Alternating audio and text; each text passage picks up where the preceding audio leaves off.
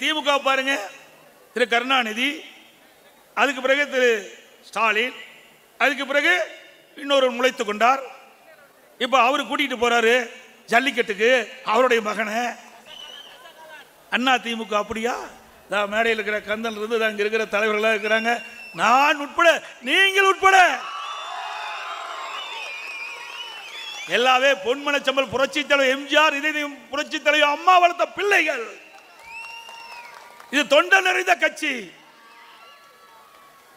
அண்ணா திமுக தொண்டன் சிறப்பாக பணியாற்றி கட்சிக்கு உழைத்து கட்சிக்கு விசுவாசமாக, தலைமைக்கு விசுவாசமாக இருந்தால் அவருடைய கதவை தட்டி பதவி கொடுக்கின்ற கட்சி அண்ணா திமுக கட்சி. நான் என்ன மிட்டா மிருதாஸ்தரா தொழிலதிபர்? நான் உங்களை போல் சாதாரண தொண்டன், அங்கே இருந்து இங்கே வந்திருக்கின்றேன். எந்த கட்சியாவது வர முடியுமா?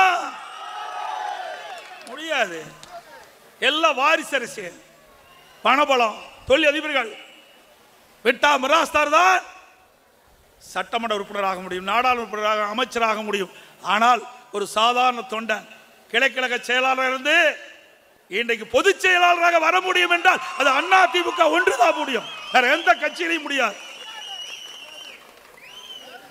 ஆகவேதான் இன்றைக்கு நம்ம கட்சியை எவனால அழிக்க முடியல. எத்தனையோ பேர் நம்ம கட்சியை அழிக்க துடிக்கிறாங்க, கட்சி உடைக்க முயற்சிக்கிறாங்க. எதுவும் நடக்க முடியாத காரணம் இது உயிரோட்டம் உள்ள கட்சி. எவராலையும் இந்த கட்சியை அழிக்க முடியாது, முடக்க முடியாது, உடைக்க முடியாது. இந்த கட்சி தெய்வ சக்தி உள்ள கட்சி, தெய்வ பிறவிகள் உருவாக்கிய கட்சி.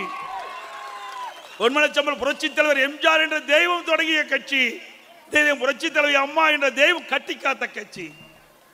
அதே எதிரிகள் நம்ம வீழ்த்த எத்தனையோ அவதாரம் எடுத்து பார்த்தார்கள். அத்தனை அவதாரம் உங்களால் தூள் தூளாக்கப்பட்டது, உடைத்து எரிக்கப்பட்டது.